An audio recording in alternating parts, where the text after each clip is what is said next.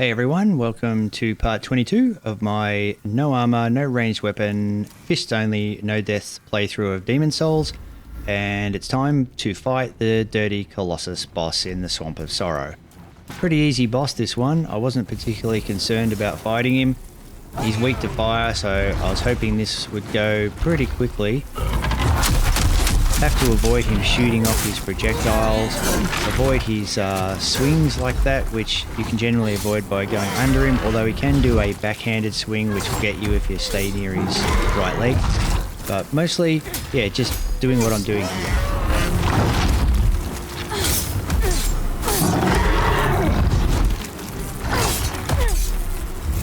When he does this, you need to get away from him because he explodes a bunch of flies, and if the flies get on you, they eat away at you, doing a bunch of damage. But apart from that, really all I had to worry about here is that backhand. That's the only thing I had to worry about, and this obviously to get away. Here though,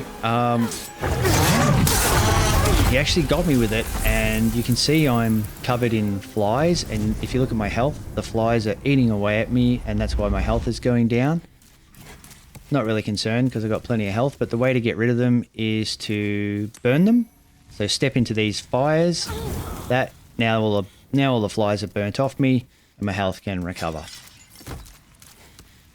That was a very quick boss fight. Actually, I probably should have included it at the end of the last part. I didn't remember that it was only a minute and a bit. Like, that's the fastest boss fight I've done in this entire run.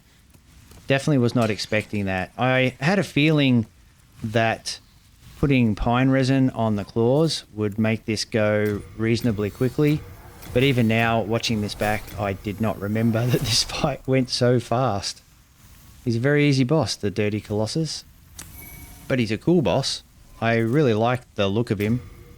Not very mechanically deep, but very cool boss. I like all the bosses in the Valley of Defilement, to be honest, even though they're probably the easiest bosses in the entire game. I just like them all. Their designs are very cool. Anyway, before doing the next section, which is Rotting Haven and fighting the boss there, Maiden Astraea and her bodyguard Gull Vinland, I decided to come back to the Nexus and level up. I didn't really know where I wanted to put my stats, so I just spread them across Vitality, Endurance and Strength. Just a nice even upgrade there, a little in each. Now, I was about to head straight back to Rotting Haven, but I remembered there were actually some souls here that I hadn't picked up before. And I decided to go get them, even though, I don't know, I was debating whether I should or not, because they're on a ledge, and to get them on that ledge, you've got to do a bit of platforming, and it's risky. You can fall to your death. You can see them down there, that item, that's the souls that I knew I hadn't picked up, and I knew I wanted. No, I didn't know how many souls there were in that item. I was hoping it might be enough to give me a level up, but that was wishful thinking. In any case, I kind of felt comfortable doing this platforming. I had done it in my first playthrough and I hadn't fallen. The only time I fell in this area was deliberately or trying to get an item on the opposite side to this, which I definitely decided I would not do in this playthrough because I did die a couple of times trying to get it in my first playthrough. But I never fell trying to get this item. I found this one to be pretty easy to get, so I was pretty sure I could do this without falling. However, it is only, in hindsight, a item of renowned souls, which means I put myself at this risk for 800 souls. Not worth it in the slightest. Definitely way riskier than the payoff would have been, or the payoff was. So I think if I were to do another no death run, I'd probably just... Actually, no, I wouldn't ignore that. I'd get it right from the start. 800 souls at the start would be really good. But yeah, it was a waste of time doing that now. But at least I did it, so another tick in the column of completing as much of the game as possible while doing this challenge. Okay, so it's time to go back to Rotting Haven. Now, this was probably the area of biggest concern, given that I did not have the Plague Resistance Ring, which meant I could get Plague in this area simply by touching the water. There would be no resistance against it, and the water's everywhere, and you have to go through it to fight Maiden Astraea. So, well, you don't have to go through it to fight Maiden Astraea if you are using a bow or ranged weapons. But I'm not, because ranged weapons are off the table in this playthrough. So I had to go through the water to fight Maiden Astraea, and that meant I was definitely going to get plagued here. So I had my lotuses ready to counteract that. Plague wasn't my only concern. In my first playthrough, I had killed Maiden Astraea basically almost one shot with Firestorm, and I'd also killed Garl Vinland from a distance with Soulstorm, I think it was. So I'd never actually fought either of these two enemies. Certainly hadn't fought any of them with melee, and absolutely not with fists. So yeah, my biggest concern here wasn't so much the plague, even though I knew it was going to be a problem. It was, what do these enemies actually do? What type of abilities do they have? I had no idea what to expect, and so yeah, that made this the most likely fight to end my playthrough, because yeah, I just didn't know what I was walking into. What I did know though was the swamps below were filled with plague babies. I knew I'd have trouble with them because I don't have a sodden ring, so I wouldn't be able to roll through the swamps to get away from them. And they're small, so I knew with fists it was going to be really hard for me to actually hit them. So I wanted to avoid all of the plague babies. I wanted to beat Garl Vinland and Maiden Astraea first and light the bonfire here. And then I thought from the bonfire I could reassess the entire area and work out where I could go to pick up items and how to avoid the plague babies. But first up, coming along here, it's Garl Vinland. Turn back, will you? I shall let no harm come to dearest Astraea. May you rot in the deepest depths of this swamp.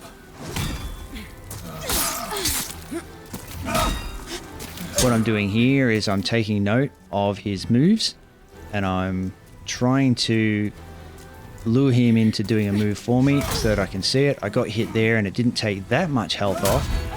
And when I realized he was only taking an inch of health off each time, I wanted to see whether or not I could parry him. And I knew I was fairly risk-free with that, given the amount of damage he was doing.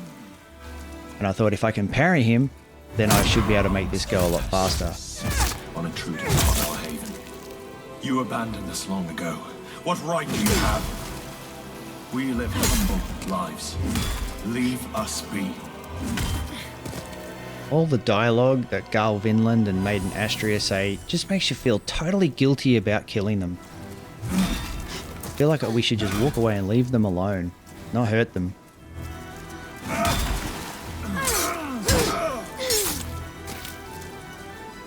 So I knew I could parry him at this point, and I wanted to try. But it was also risky, I guess, if you miss the parry, because he tends to hit you twice, not once, before you can get out of his range. And that range is something else. You think you're out of the way of it, and then it collects you anyway. It's like a telescopic baton, that thing.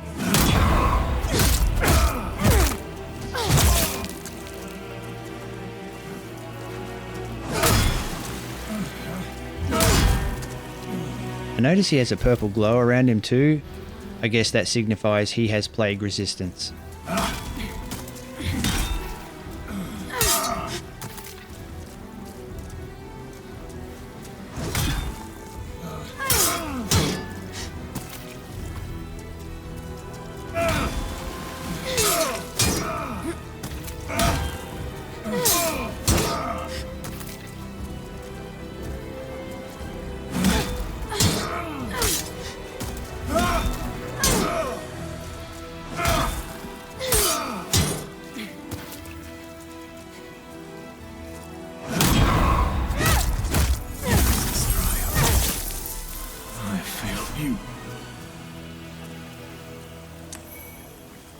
So that went pretty well. I was pretty happy with how that went. He wasn't that difficult at all. Now for Maiden Astraea, who I also had no idea what her abilities were if she wasn't instantly killed.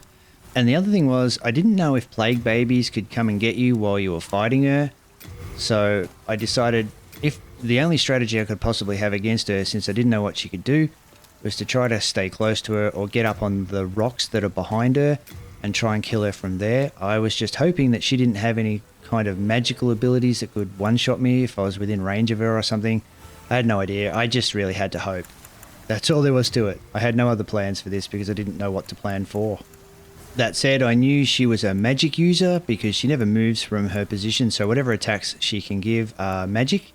That's why before I fought Garl Vinland, you would have seen me put on the Ring of Magical Dullness. What that does is it increases your magic defense by 20%, and it decreases your magic attack power by 40%, which is irrelevant to me because I'm not using any magic.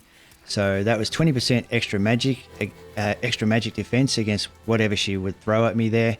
On top of that, I put preservation grains into my quick items list. They increase your resistance to status ailments, and I didn't know if they could help at all here, but I thought, why not? I may as well use them.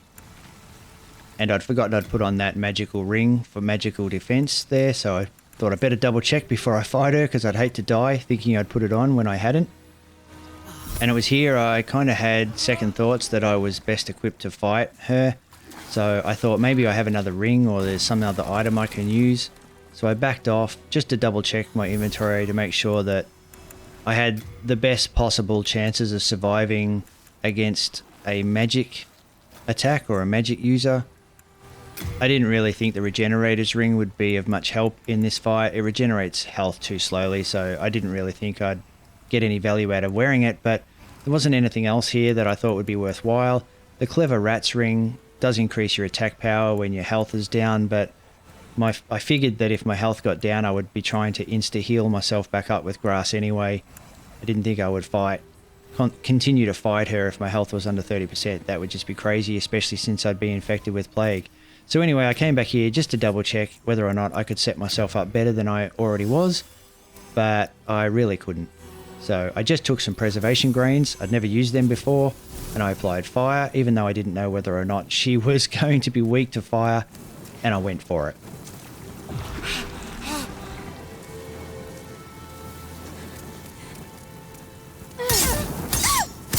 This is our home. We have done no harm to you. Dear God, have mercy. Is not abandonment punishment enough? How long must we weather this cruel fate? Cruel Lord. What more can you possibly take from us?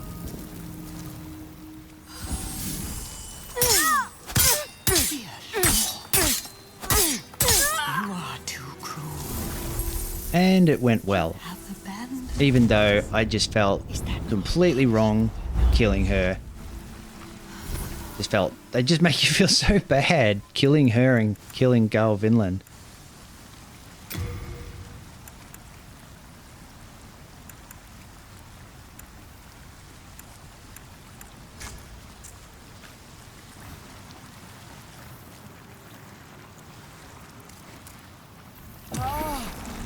Okay, so now that the Archstone was activated, I wanted to look around the area and see whether or not there are any items I could get without having to risk being killed by plague babies.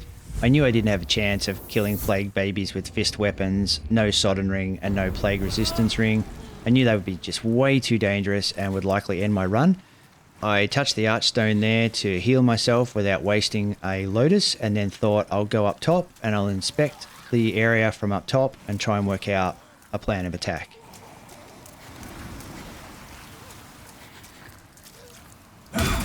And then got the shock of my life because there was a Black Phantom version of Garl Vinland here.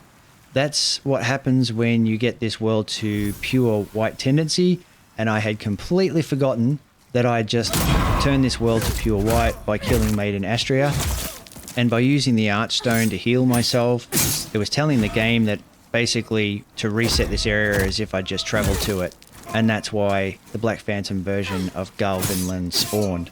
So that was pretty disappointing because he was actually on my list of pure white tendency events to do in a row towards the end of the game. I wanted to do all the pure white tendency events one after the other before defeating the final boss. That was a challenge of mine. I thought that was going to be really cool, and it's still going to be really cool. I mean, it's just one of the many events that I wanted to do. I just forgot that when you touch an Archstone like that, it's the same as traveling to the area again. So yeah, I ended up having to fight Garl Vinland, which is a pure white world tendency event, earlier than I really wanted to. And also, not only that, but I got a shock because I didn't realize that that's what I'd done. I didn't realize I'd spawned him into the world.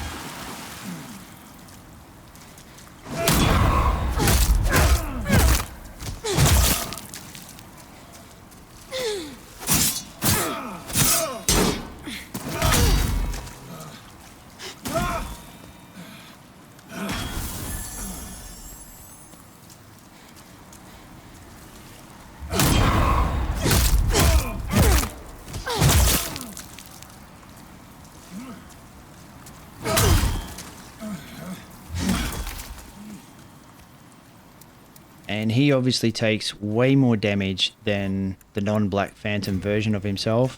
And he does way more damage than the non-Black Phantom version of himself. The fight is exactly the same. It's just he takes more damage and he does more damage.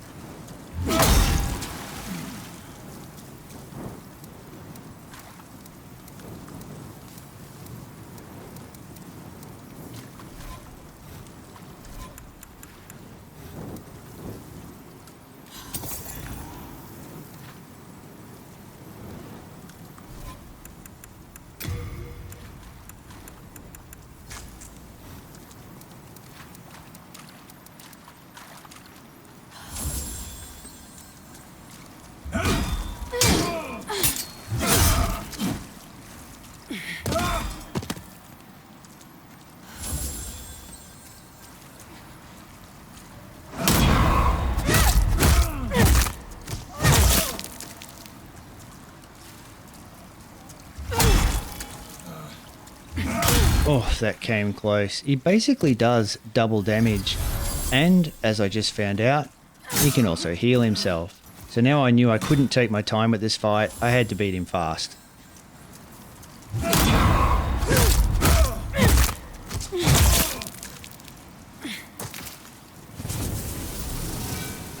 And I don't think he's weak to my claws or weak to fire. But I put fire on anyway, just in case. He did catch fire, so I guess it helps in some small way.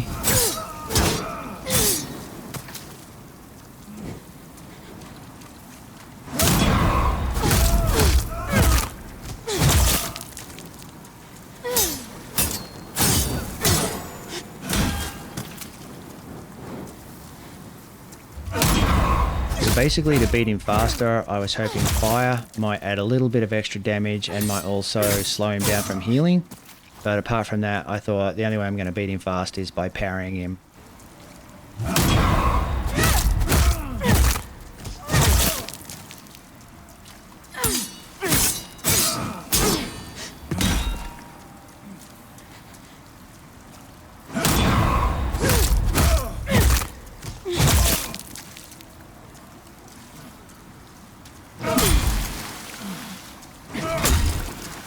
Yeah, and like I said, once he hits you, he's going to hit you a second time, most likely.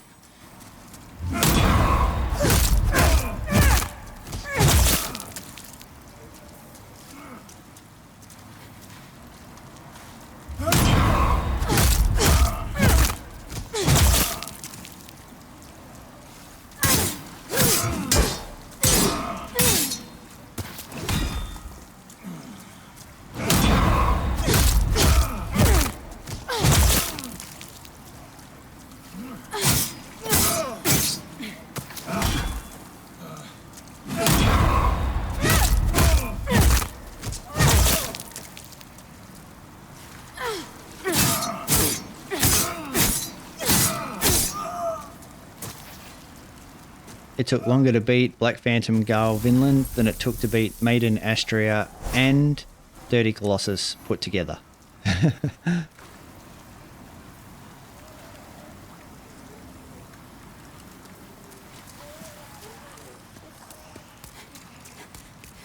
This area was now done except for whatever items I might be able to scrounge between avoiding all the plague babies, but I thought with 80,000 souls I should go back to the NEXUS and level up a little bit. I did consider putting more souls into endurance because I think it takes stamina to run through the swampy area or the watery areas. Wasn't 100% sure, and to be honest, I really hadn't felt like my endurance was an issue. So even though I thought about putting souls into endurance, I decided on just increasing my vitality and strength, and that was all. Let strength be granted so the world might be mended. So the world might be mended.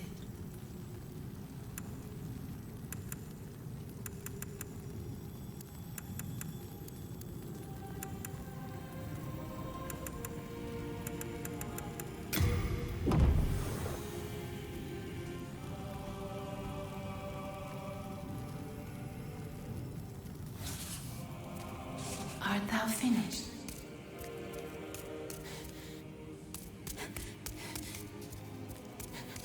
I also thought it was probably time to check my storage box since I'd been sending a lot of items to storage over and over and over very quickly. So I just wanted to check what was in my storage box to see if there was any item that I could use to help me out with the next areas that I'd be doing. I really didn't have anything, and I kind of knew I didn't have anything, but I just wanted to make myself familiar with what was in there, just in case there was something that I was forgetting about that could help me out.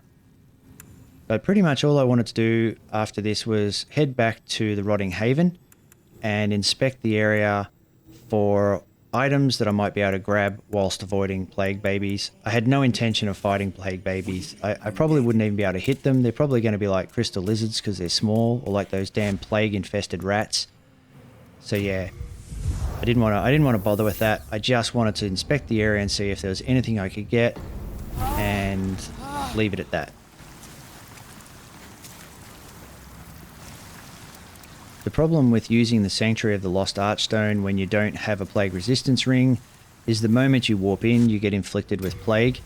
That wasn't going to be very helpful, so I decided if I was going to inspect this area to see if I could get any items and avoid the plague babies, I was best off using the Rotting Haven Archstone instead of the Sanctuary of the Lost Archstone and taking it from there. But this video's already gone on long enough, so I'll show all of that in part 23. Thanks for watching, and I'll see you there.